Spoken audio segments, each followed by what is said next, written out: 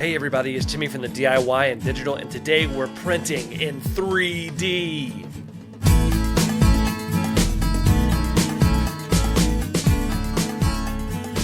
Welcome back everybody. First of all, if you haven't already, go and hit that subscribe button, hit that like button, and hit that bell icon so you don't miss any updates like this 3D printing video. So today we're trying our hand at 3D printing, and for that we need a model. So I went to the website Thingiverse.com and I found this HO Scale Distribution Center by K.A. Brumble. And I thought to myself, I wonder if I can make this in scale. So I went ahead and downloaded all of my files and I went into my 3D printing software known as a slicer. Now what a slicer is it takes your 3D models and it breaks it down into all the different layers that a 3D printer is going to go through. A 3D printer prints in little layers one at a time. So here is my 3D model, and obviously it's too big not only for my railroad because it's HO scale, but it's too big for the print base. So we need to scale it down. So I'm going to go ahead and select the scaling tool over here in my software. It will be different depending on what software you use. And I'm going to scale it down to 54%. And that is the difference between HO and N scale. And as you can see, I'm lucky enough to where this will fit on my print bed. So we're going to go ahead and start the printing process. We're going to set it to hyper quality since we're modeling. And I'm going to make sure that all of my settings are correct. And we're going to go ahead and print. So this is my printer. It's a FlashForge Finder 3D printer. And you can see that my extruder is heating up right here so that it can start to melt the plastic so that it can make the different layers. There's a little bit of the melted plastic coming out. Then my printer went to work.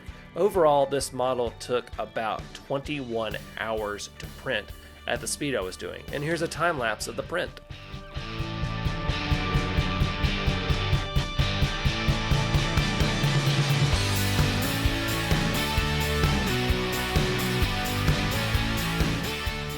And about a day later, the model was finished printing, and I was so excited. I knew it was finished because I heard the happy little beep that my printer makes. Okay, so here are all the different parts that I had to print.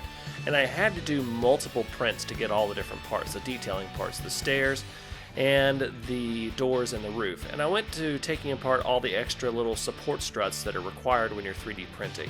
And that took a little while.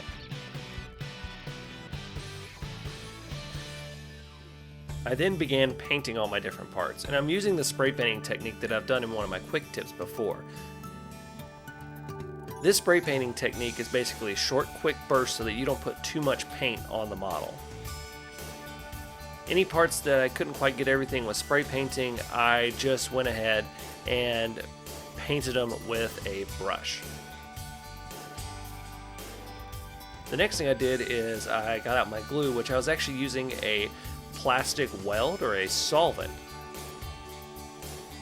Now, using a solvent, you always want to wear gloves with it because if it gets on your hands, it can be pretty nasty, and you can pick up these gloves pretty much anywhere for cheap. So now I start putting light amounts of the solvent on the different parts so that I can glue them together. And you're going to want to work relatively quickly. You also don't want to use too much of the solvent, simply because you don't want to melt the parts that you have done. Now, building a 3D printed model is slightly different than building a normal plastic model kit. Yes, the parts are all there, but you gotta remember that they're not designed to fit the way that like a mass-produced model is. So you gotta be a little bit more careful when you're putting stuff together.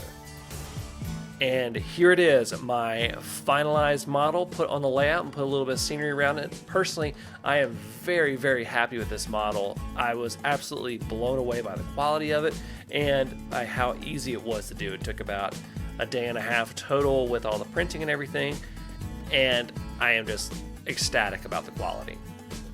So I've already 3D printed several different things for my layout. This is the biggest thing that I've 3D printed so far. I would love to hear your ideas for stuff that I could 3D print and leave them in the comments below. And if you haven't already, go and hit that subscribe button, hit that like button, and hit that bell icon so you don't miss any updates, including more 3D printing videos. Until next time, I'm Jimmy from the DIY and Digital. Happy railroading!